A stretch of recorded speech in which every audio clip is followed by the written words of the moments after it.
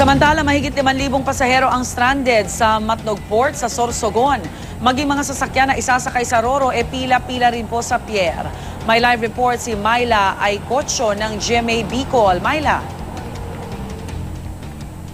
Rhea, dito sa Legazpi City tumigil na nga ang pag-uulan, bagamat kahapon, hindi lang dito kundi maging sa iba pang mga probinsya sa Bicol Region, ramdam na ramdam ang sama ng panahon.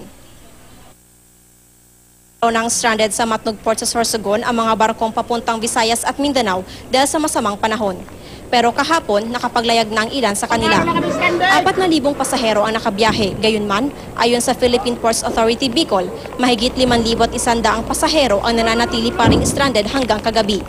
Stranded din ang mahigit 300 sasakyang ikakarga ng mga Roro. Kahapon buong araw na maulan sa ilang bahagi ng Bicol Region dahil sa pag-akyat ng low pressure area mula Mindanao papunta sa bahagi ng Visayas. Nagpapaulan din daw dito sa Bicol ang amihan.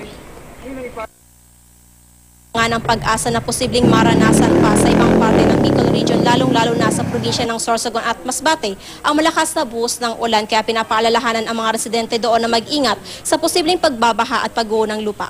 Rhea. Maraming salamat, Myla Aycocho ng GMA Bicol.